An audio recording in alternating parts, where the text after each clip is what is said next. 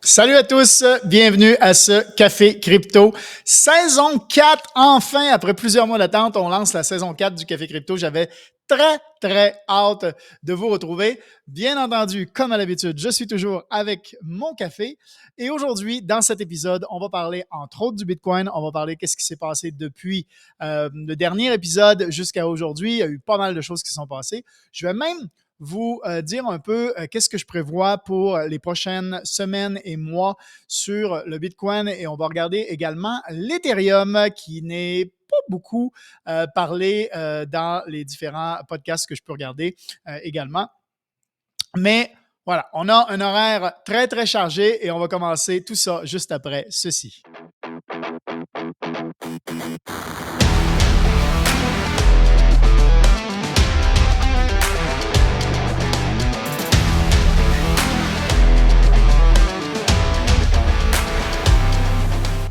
Alors, on commence avec un avertissement. Le Café Crypto, c'est un partage d'opinion. C'est un objectif éducatif. Donc, tout ce que je dis aujourd'hui n'est pas de l'incitation à l'investissement, bien entendu. Et les résultats dont je peux parler ne garantissent pas les résultats futurs. Donc, n'allez jamais all-in. Faites vos propres recherches et tout devrait bien se passer, bien entendu. Alors, j'essaye de gérer en même temps tous les écrans. Là, je suis sur, comme vous avez pu remarquer, je suis sur un nouveau logiciel, une nouvelle version du Café Crypto. J'espère que ça va vous plaire. Un Café Crypto qui va être enregistré dans les conditions d'un live, mais c'est un enregistrement. Donc, ceux qui commentent ici, je vais lire tous les commentaires, bien entendu, et je risque, bien entendu, de vous répondre. Je vais probablement vous poser quelques questions également. Donc, n'hésitez pas à répondre et à interagir dans les commentaires. Ça fait toujours plaisir. Alors, comme je vous ai dit, sur cet épisode du Café Crypto, beaucoup de choses. On a un horaire très chargé. Vous le savez, j'aime bien, quand je fais le Café Crypto, j'aime bien parler de beaucoup de choses. J'aime bien revoir un peu les news, parler du fondamental, parler du mindset. Ça, c'est important. C'est toutes des choses qui vont rester dans cette saison 4. Le fear and greed, les bons coups, les mauvais coups. On va préparer le bull run également avec vous. Donc, c'est quand même beaucoup de choses que je prépare pour vous d'ici dans les prochaines semaines avec les prochains épisodes du Café Crypto. Alors, première question justement sur le Café Crypto, et là, je vous demande de répondre là-dessus. Est-ce que vous aimeriez un épisode par semaine enregistré ou vous préférez un épisode live? Alors, enregistré ou live, dites-moi ça dans les commentaires si vous préfériez enregistrer ou live. Et si vous préférez live, ben dites-moi quand est-ce que vous aimeriez que ce soit le live pour que je vois si c'est possible de m'adapter. Mais il y a bien des chances que cette saison 4-là soit plutôt enregistrée. J'avais fait un petit sondage au niveau du Telegram et c'est ce qu'on en avait sorti. Alors, sans plus tarder, on y va avec, bien entendu, le début de la saison 4. Et pour ceux qui ne me connaissent pas, pour ceux qui n'étaient pas là dans les autres saisons du Café Crypto, dans les 3 premières saisons du Café Crypto, eh bien, ce podcast, c'est vraiment dans un objectif de vous instruire. Et ce podcast, il est là, c'est quelque chose que j'ai démarré. Moi, je suis dans la crypto depuis 2017. Je suis dans le trading depuis 2018. J'ai fait du Forex et j'ai fait aussi de la crypto. En 2020, je faisais des analyses hebdomadaires avec des marchés, en fait. Là, à toutes les semaines, je faisais une petite analyse des marchés, dont le Bitcoin, bien entendu. Et j'ai annoncé le départ du bull run presque à la date exacte quand on a fait notre cassure de la fractale qu'il y avait. Donc, j'ai pu annoncer ça en 2020. En 2021, j'ai annoncé également qu'il fallait commencer à prendre ses profits quand le Bitcoin a atteint les 66 000 $. Il y en a plusieurs qui m'ont traité de fou, que ça s'en allait à 80 000, 100 000 et plus. Et puis pourtant, on s'est arrêté à 69 000 et on est redescendu. Donc, bravo à ceux qui avaient commencé à prendre des profits. En 2022, de l'autre côté, j'ai dit à ceux qui me suivaient dans le Telegram, parce que là, je pense que j'étais plus en live à ce moment-là, pendant le bear market, mais pendant qu'on était dans une zone entre 16 000 et 18 000, je disais à tout le monde que fallait commencer à faire du DCA. Il fallait commencer à relancer la machine pour préparer le bull run. Et c'est à partir de ce moment-là que il y en a plusieurs qui étaient bien riches et qui disaient que ça allait descendre à 10 000. Et finalement, ça a été le bottom et on est parti en remontant depuis ce temps-là. Donc, aujourd'hui, qu'est-ce que je vous annonce? Eh bien, je vous annonce que la zone de 48,5, c'est une zone à surveiller. Pour ceux qui voient les analyses hebdo à chaque semaine dans le Telegram, si vous n'êtes pas encore dans le Telegram, je vous invite à nous rejoindre. Maintenant, on a délaissé un peu Facebook et on est parti sur Telegram. C'est là que ça se passe. C'est gratuit. Vous pouvez nous rejoindre. Je poste des analyses. Je pose l'analyse hebdomadaire là-dessus aussi. Tout ce que je vois d'important, c'est là. Bien entendu, il y a aussi l'accès VIP que vous pouvez avoir. On en reparle plus tard. Mais ici, si vous allez sur novumatrix.com/Telegram, vous allez automatiquement arriver dans le Telegram qui est gratuit du Café Crypto. Et donc, pourquoi la zone de 48,5? Eh bien, on va y revenir dans quelques instants. Mais pour l'instant, on y va avec le Fear and Greed. Le Greed and Fear ou Fear and Greed, appelez-le comme vous voulez. C'est là qu'on s'en va et on va y aller tout de suite pour voir où on en est en ce moment. Eh bien oui, on en est, l'indice est à 72. On est vraiment dans le greed en ce moment. Et c'est pour ça que je pense que plusieurs personnes sont riches. Plusieurs personnes, je vois en ce moment qu'il y a beaucoup de gens qui disent qu'on va avoir une correction, que ça va redescendre aux 40 000 et tout ça. Sincèrement, on pourrait, d'après moi, avoir un retest des 48,5, mais l'objectif, c'est de finir le mois de février en haut des 48,5, ce qui serait un vrai signal du démarrage du bull run si on close la bougie candle en monthly. Le reste ne sera que de l'histoire. Alors, au niveau des marchés, aujourd'hui, là, on est enregistré, mais je pense que je vais poster ça très rapidement après l'enregistrement, donc ça devrait aller. On est dans le vert en ce moment, principalement sur les cryptos principales. Au niveau des funding rates, les funding rates sont très, très hauts. Donc là, c'est pas mal, d'après moi, ça annonce une correction, bien entendu. Et pour ce qui est de les cryptos, les bons coups et les mauvais coups de la semaine.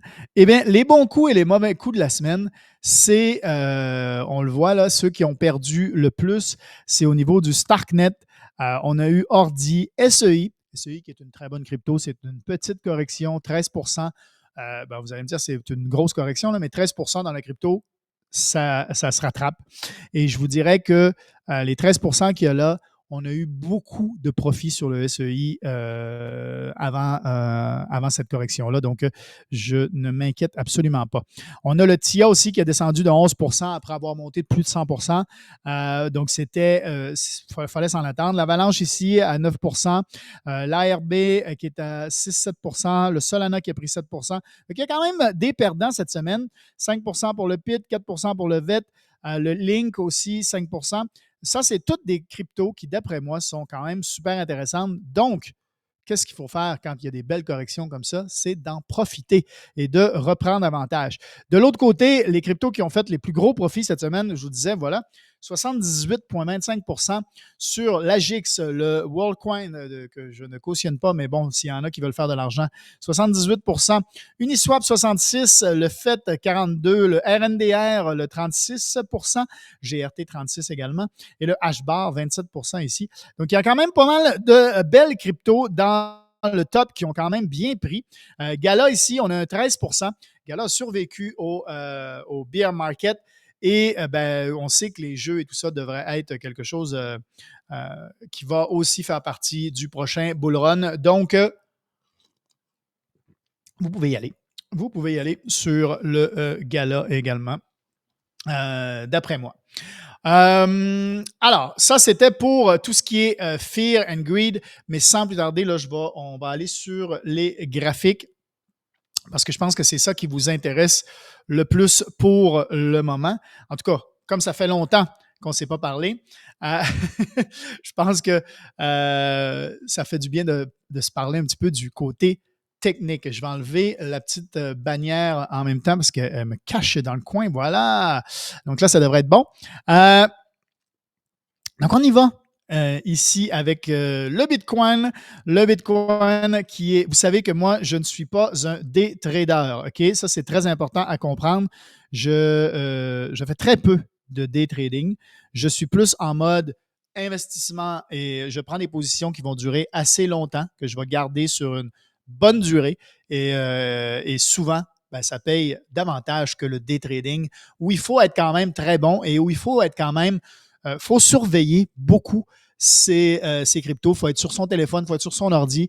Quand on fait du day trading, en tout cas, s'il y en a qui prennent des trades à la journée ou aux 2 jours, il y en a qui vont me dire que oui, il y a des techniques et tout ça, oui, mais si vous vous lancez, si vous ne connaissez pas, je vous encourage à faire plus de l'investissement sur du long terme que de faire du day trading. Je sais que les profits peuvent être mieux avec du leverage, mais en ce moment, et on ne sait pas comment le prochain bull run va être, il y a eu une arrivée massive de capitaux.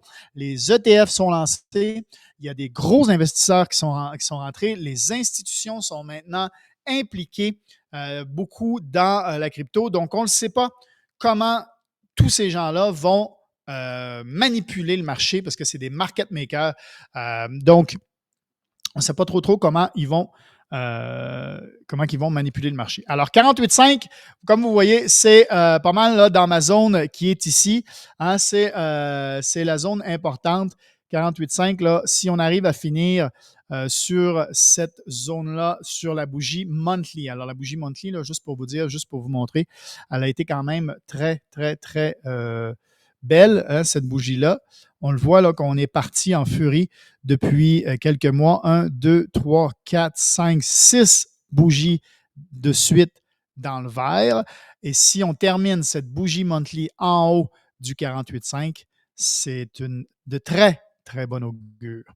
Alors, ici, mes zones, ils sont bâtis sur Fibonacci. On en a parlé dans les autres saisons du Café Crypto pour ceux qui ne savent pas comment j'utilise le Fibonacci. Mais mes zones sont dues au Fibonacci et on peut dire que c'est quand même, ils ont été très, très bien respectés là, lors de la montée. Vous voyez là ici, on a joué beaucoup dans cette zone-là et quand on est sorti, on est allé atteindre, bon, vous allez me dire, il n'y a pas grand-chose entre les deux, mais c'est quand même de 40 000 à 50 000, donc ces deux zones-là, ça couvre quand même une bonne partie. Et celle-là ici, c'est une zone de la dernière descente. Donc, c'est une zone qui a été faite à l'inverse. Et là, vous voyez, là, si j'allonge cette zone qui est ici, va venir juste se positionner au-dessus. C'est pour ça là, qu'on n'a pas été capable d'atteindre parce que cette zone-là est forte.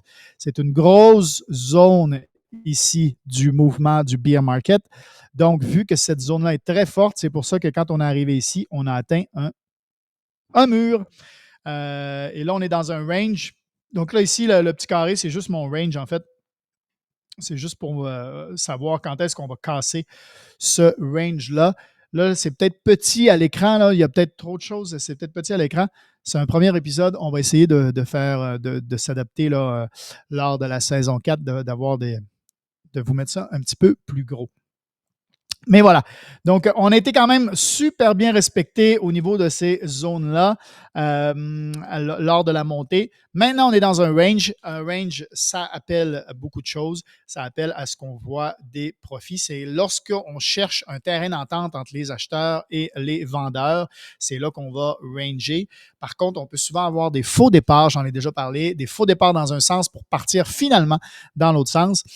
Et moi, ben, c'est ce que je pense qui peut arriver. Il faut savoir que toutes mes analyses, je les prépare en ayant une vision sur les différentes possibilités. Parce qu'être un to the moon gourou sur YouTube ou un bearish à fond, je veux dire, j'en vois plein qui sont une semaine to the moon et puis la semaine d'après, il arrive une news, machin, ils sont bearish, ça s'en retourne à 10 000. Donc, moi, je préfère laisser les émotions de côté, essayer d'avoir des analyses prêtes, des analyses qui vont me permettre d'avoir une vision beaucoup plus globale, d'être préparé sur plusieurs scénarios possibles. Et quand un scénario se déclenche, bien, comme j'ai été préparé à l'avance, je ne suis pas surpris, je ne fais pas du faux mot, je ne suis pas là à paniquer.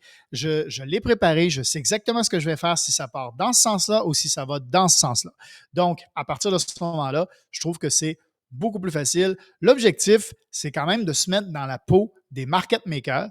C'est eux qui contrôlent le marché. Essayez de voir ce qu'eux feraient avec ce qui se passe dans le marché d'aujourd'hui. Mais en ce moment, avec l'entrée des ETF, ça, c'est l'entrée de beaucoup de capitaux. Le halving qui s'en vient également, ben, ça, c'est aussi du positif. Et on a eu certaines bad news dernièrement. Et moi, des bad news, je prends ça positif. Pourquoi? Parce que quand ils veulent essayer de vous faire fuir, c'est souvent parce qu'eux, ils sont en train de rentrer. Et il y a eu certaines news, JP Morgan là, dernièrement qui a sorti une mauvaise news. Voilà, il y a certaines bad news qui arrivent en ce moment que je me dis que c'est plutôt bullish comme information. Alors, qu'est-ce que je m'attends pour les prochaines semaines, les prochains mois? Eh bien, je me dis que d'ici à environ un mois, on devrait avoir 3 semaines à peu près. Là, okay? On va se dire 3 semaines, un mois. On devrait être dans la zone entre les 52 000 et 65 000. On devrait vraiment être dans cette zone-là d'ici à peu près un mois. Maintenant, d'ici 2 mois, on va avoir le halving. OK? Le halving est dans, si je ne me trompe pas, 57 jours ou quelque chose comme ça, 58 jours au moment où j'enregistre. Mais le halving, donc, va être dans les prochains 2 mois. Donc là, d'après moi, on devrait atteindre le prochain ATH. OK? Donc, le dernier ATH, c'était le 69 000. Donc, pour moi, on devrait être dans ces zones-là. On va avoir une espèce de FOMO qui va arriver. Il va y avoir beaucoup de rentrées d'argent, d'après moi. Et là, on devrait avoir notre correction. Là, on devrait avoir une belle correction parce que là, on va arriver sur le ATH, les gens vont commencer à en parler et bam, le marché va descendre. Et je m'attends à une correction entre les 40 et les 50 000 à ce moment-là, d'ici à peu près 3 mois à partir d'aujourd'hui. Et ce 3 mois-là, je me dis, l'objectif, c'est de vous décourager. Les market makers, là, ils veulent aller prendre votre argent, ils veulent vous décourager pour que vous give up, pour que vous laissiez tomber. C'est pas plus compliqué que ça. L'objectif, c'est que vous laissiez tomber. Donc, à partir de ce moment-là, ils vont tout faire pour vous fatiguer. Hein? Ils vont faire des belles montées comme on le voit là. Hein? On va avoir des belles montées, on va avoir des belles wicks qui montent ici. OK, donc si vous ne la voyez pas trop, là, je peux même me faire un petit. Je peux même me faire supprimer. Vous voyez la wick là? La belle wick ici là, qui a monté. On la voit-tu? Ouais, vous la voyez peut-être sur l'écran. Là? OK. Donc ici, là, boum, elle monte jusque-là et hop, on redescend et derrière, grosse descente jusqu'ici avec même une wick jusqu'en bas là. Qu'est-ce qu'était cette wick-là? Eh bien, je n'en ai parlé d'ailleurs dans mes analyses. On est allé chercher et tester des zones. Là, ici, on a le MA100 qui traversait. C'est ça ici qu'on est allé tester. Ça a été rejeté. On a derrière tout de suite récupéré le MA50 et depuis le MA50, on s'est maintenu au-dessus, on l'a retesté plusieurs fois et après ça, on est parti. Ceux qui étaient dans le canal VIP ont bien vu, justement, on en a parlé beaucoup de ça et vous avez vu que c'était très intéressant de pouvoir suivre cette... Hop, je vais remettre là, j'ai fait beaucoup de choses. Voilà, je ne veux pas perdre ma zone. Donc, ouais, ceux qui ont été dans les télégrammes ont vu tout ce que j'ai pu faire et parler à partir de ce moment-là où j'étais très bullish. À partir du moment où on a été rejeté le MA100, regagné le MA50, c'était pour moi des gros signes avant-coureurs que ça se dirigeait vers le haut. Je vais enlever quelques indicateur ici pour vous montrer le super trend. J'en ai parlé dans l'analyse hebdo. Pour ceux qui me suivent dans l'analyse hebdo de la semaine dernière, j'en ai parlé. Et si on revient, OK, on va revenir à bien avant, OK, hop, au moment du dernier bull run. OK. On va revenir au moment du dernier bull run. Et c'est ce qui s'était passé. On va voir qu'est-ce qui s'est passé justement ici, OK, en bas. Vous voyez, le super trend était en mode rouge et il a cassé ici pour devenir bullish. OK? C'était ah non, c'était ici. Là, j'ai de la misère à le retrouver. Hop, voilà. OK? On est devenu bullish à partir de ce moment-là sur le super trend et c'est vraiment là que le bull run est reparti derrière. C'était pas arrivé ça depuis justement 2019, depuis le 2019-2020, depuis justement le dernier bull run. Et là, ça vient de refaire la même chose. La tendance super trend en rouge vient de s'arrêter et on est reparti sur un mouvement vert qui annonce normalement un super trend positif, donc avec une belle montée. Donc, ça, encore une fois, une belle note qui annonce en fait le prochain bull run. Beaucoup de choses se passent dans ma tête en ce moment. Désolé, je suis un peu TDA. Hein, donc, je vous l'ai dit, j'enregistre en mode live, pas de montage, rien. Je veux parce que faire un podcast, ça prend du temps, mais je veux vous donner un maximum pendant les lives. Voilà. Donc, pour revenir à nos moutons, ici, je m'attends donc qu'après cette correction, vers les 40-50 000, on devrait repartir et là, on devrait avoir beaucoup plus de momentum et aller chercher les 80 000, voire même les 100 000 au niveau du Bitcoin. 100 000 qui devraient être atteints au niveau, je pense, allez, je vais y aller vers octobre. OK? Mois d'octobre, cette année, d'après moi, on devrait avoir une correction vers les 100 000. Donc, il y en a en ce moment qui annoncent des corrections vers les 40 000, 44 000. La question est, moi, oui, je suis d'accord, on va avoir cette correction-là. Mais d'après moi, on va l'avoir plutôt après le halving qu'avant le halving. Je me trompe peut-être qu'on va l'avoir avant. Mais d'après moi, surtout si on finit le mois là, au-dessus des 48,5, d'après moi, on devrait avoir quelque chose de quand même super positif de ce côté-là jusqu'au halving avant d'avoir notre correction. Au niveau de l'Ethereum maintenant, l'Ethereum, je vous ai préparé quelque chose également. Est-ce que c'est sur ce graphique-là? J'en ai plusieurs. Je veux être sûr que je vous ai préparé le bon. Yes. Sur le bon, on voit que l'Ethereum, là, pour l'instant, on est allé chercher dans notre deuxième zone pour ceux qui se souviennent de comment je fais le Fibonacci. Donc, après avoir eu un Fibonacci confirmé, on est allé dans la deuxième zone. On a complètement cassé la première zone et on est remonté. On a eu de la misère à la retraverser. Ça veut dire qu'elle était quand même devenue assez bearish, cette zone-là. Mais on a finalement, les boules ont repris le dessus et là, on nous ont amenés dans les zones les plus élevées. Donc là, on a atteint nos premiers objectifs. Au niveau de l'Ethereum, j'avais annoncé 3000 sur l'Ethereum, ça allait se passer, c'était qu'une question de temps. Et on l'a atteint, les 3000 sur l'Ethereum. Maintenant, on est rendu, on a un deuxième objectif. On a notre TP3, le troisième objectif qui est ici à 3129. Donc, il y a des chances qu'on aille l'atteindre avant la correction, mais là, c'est quand même l'Ethereum qui a pris la main là, pendant quelques jours, qui a eu cette belle montée-là pendant que le Bitcoin a été en mode je range, je prends mon temps. Et là, on se positionne en ce moment sur les altcoins parce que, d'après moi, juste après, va suivre la période des altcoins. Par contre, des zones à surveiller.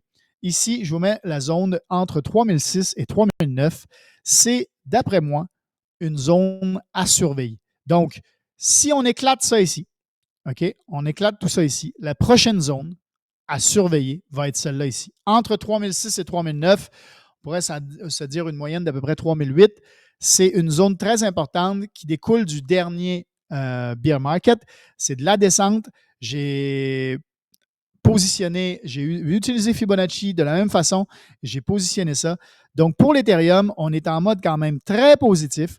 On a eu un marché qui a quand même été très sain, où ce qu'on a monté avec des belles corrections, monté, correction, monté, correction ici. On n'a pas été corrigé encore très bas, mais bon, on a eu une correction. Montée, correction, même jusque dans la zone du 88, 78-88. Et là, on est en mode remontée. L'Ethereum, là, il monte d'une façon très, très, très saine pour l'instant. Donc, c'est pour ça que je m'attends à ce qu'il y ait de possibilités qu'on atteigne nos 3 objectifs sur le dernier Fibonacci installé, confirmé, pardon, et qu'on aille chercher cette zone ici, entre 3006 et 3009. Zone à surveiller fortement pour ce qui est de l'Ethereum. Alors, je ne sais pas ce que vous en pensez. J'aimerais ça maintenant dans le chat que vous me disiez, est-ce que vous êtes plus Bitcoin ou Ethereum? Est-ce que vous êtes les deux? Est-ce que vous croyez? Quel projet, si vous êtes sur Ethereum, est-ce que vous surveillez des projets également d'autres cryptos, d'autres entreprises qui sont justement basées sur l'Ethereum, que vous surveillez également pour le prochain bull run? J'en ai plusieurs en liste. Les VIP sont très, très intéressés là-dessus. On en a quelques-unes qui ont déjà fait des très beaux profits au niveau justement, du canal VIP. Mais justement, parlons-en. Qu'est-ce qui s'est passé depuis le dernier épisode du Café Crypto? On a eu le bear market. Hein? Le bear market, je vous l'ai dit, j'avais un peu arrêté de faire du Café Crypto pendant le gros du bear market parce que je trouvais qu'on se répétait souvent. J'ai quand même gardé le Telegram où j'ai fait beaucoup d'analyses hebdomadaires, où on est quand même allé se préparer pour le bull run parce que c'est ça l'objectif, c'est que pendant le bear market, on se prépare pour le bull run. Et j'avais eu plusieurs demandes de gens qui étaient intéressés à avoir un programme où c'est pour ça que je vous parle là, des VIP, je vous en ai parlé beaucoup. Donc, on a toujours notre Telegram qui est gratuit pour ceux qui veulent nous rejoindre. Donc, on a toujours le Telegram gratuit accessible à tous. Maintenant, si vous voulez faire partie des VIP, eh bien, il y a une offre qui est disponible sur novimatrix.com/offre-initié/initié. Vous allez avoir sur ce site l'accès VIP. Ça vient avec une formation complète sur la crypto. Si vous n'en avez jamais fait, vous voulez en savoir plus, c'est disponible là-dessus. Vous allez avoir également l'accès au canal VIP, l'accès au canal On prépare le bull run. Et avec ça, vous allez avoir les bons outils pour profiter au maximum du prochain bull run. On ne veut pas que vous passiez à côté. C'est peut-être le dernier bull run où on va avoir des x100 sur certaines cryptos. D'ailleurs, si vous prenez l'accès VIP, ça vient avec un document que j'ai préparé qui répertorie des cryptos à faible capitalisation qui ont énormément de potentiel. Donc, je vous le donne. C'est inclus dans l'accès VIP. Donc, n'hésitez pas. Vous n'avez aucune raison de rater le bull run si vous faites le bon choix maintenant. Qu'est-ce qui s'est passé également pendant ce temps-là? Bien, justement, dans le programme VIP, comme je vous disais, c'est vraiment axé. Par contre, le programme VIP, ce n'est pas pour faire du day trading. Hein? Vous n'allez pas devoir être connecté tout le temps sur votre téléphone pour suivre tout ce que je fais, tout ce que je dis à chaque jour. Là. Non. Moi aussi, j'ai une autre vie. Moi aussi, je veux profiter. Mon objectif, c'est d'avoir du temps. Et moi aussi, j'ai d'autres business, j'ai d'autres choses. Je suis investi dans plein de trucs. Je veux dire, je ne passe pas mes journées devant mes écrans. Je garde toujours un œil, bien entendu, sur les marchés, mais je le fais pour vous et je vous donne les cues au bon moment sur les marchés. On va, juste après ça, là, je vous reviens avec un document. On va parler un peu des CBDC avant de clôturer le premier épisode de la saison 4 parce que j'en ai parlé dans le canal, justement, Telegram et je veux revenir là-dessus avec vous très rapidement. Mais c'est un document qui est disponible dans le Telegram gratuit. C'est un document qui a été fait par l'Allemagne, donc par le gouvernement de l'Allemagne. Et ça parle des CBDC dans le détail, comme rarement d'autres documents en ont parlé jusqu'ici, voire même zéro document parlait autant dans le détail que ça. Donc, on va y revenir à ce document-là juste après que je termine en vous parlant, donc, que je vous disais qu'on avait Ah oui, OK. Je vous disais qu'on avait fait beaucoup de belles choses dans le café, dans les VIP. Beaucoup de beaux profits. Excusez-moi, là, je fais deux choses en même temps. Et quand je fais deux choses en même temps, ça ne marche pas. Je suis un homme et je l'assume complètement. Alors, je reviens avec le live sur l'écran. Ça va vous aider à comprendre. Ça ici, c'est un peu justement quelques résultats que je voulais. Que je voulais juste parce que je voilà, quelques résultats que je voulais vous montrer qu'on avait eu. Donc, celle-là ici, une crypto que j'ai partagée pour l'instant dans les VIP, 51,9% de profit. On a eu ensuite une autre, on est rendu à 51% également, 51,6% de profit. Celle-là ici, on est à 26% de profit, donc encore beaucoup d'espace, hein, on peut encore monter. Ici, on est à 30% de profit. Celle-là, on est à 630 de profit. Bravo à ceux qui en ont profité. C'est une très, très belle crypto. On a 615 de profit sur celle-ci et 26 sur celle-ci. Et là, je viens d'en partager 11 autres aujourd'hui pour les gens qui sont intéressés. Donc, s'il y en a qui veulent avoir plus d'informations sur tout ce qui se passe au niveau VIP, je vous invite à rejoindre le Telegram gratuit. Il y a toutes les infos dans le post qui est en pin en haut et vous allez pouvoir donc avoir plus d'informations de ce côté-là. Alors, je vous ai dit que j'allais vous parler d'un document qui a été donné par le gouvernement allemand sur les CBDC.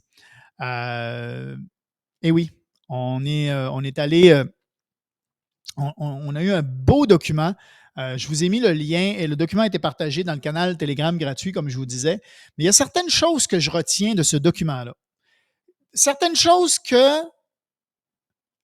je vous en avais parlé.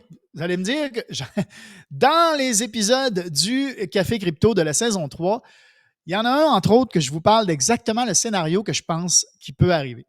OK? Et je vous parle, entre autres, d'un scénario qui mettrait un problème, qui créerait un problème. Voilà, maintenant j'arrive. Et la solution vous serait servie sur un plateau d'argent. Le problème serait quoi? Une attaque informatique.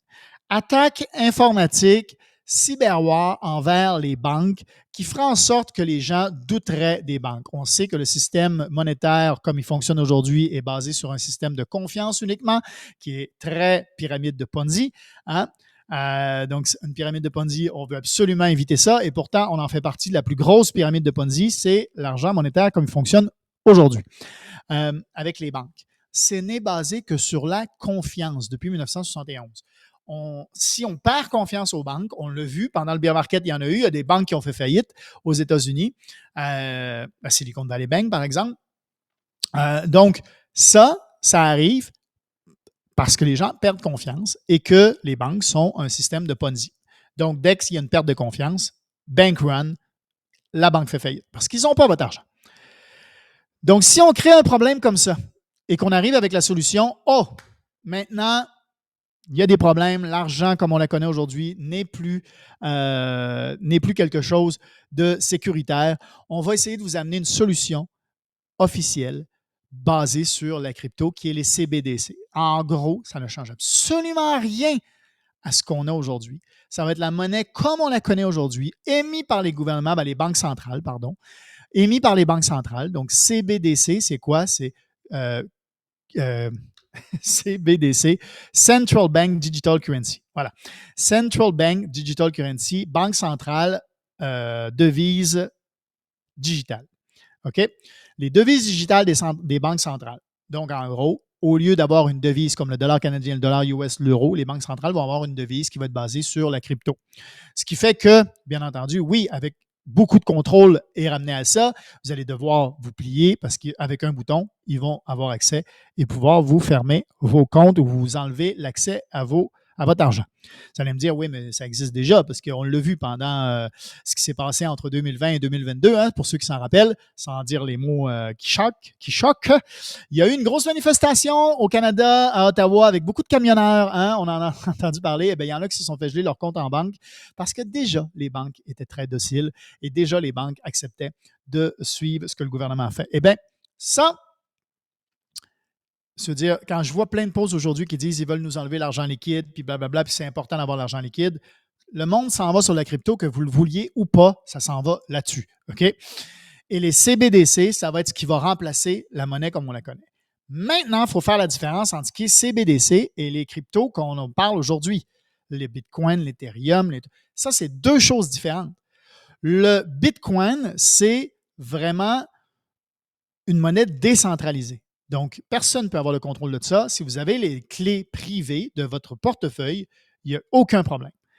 L'Ethereum et les autres, les projets, les compagnies comme Matic, comme Axis, comme n'importe quel autre projet comme on a, c'est comme la bourse.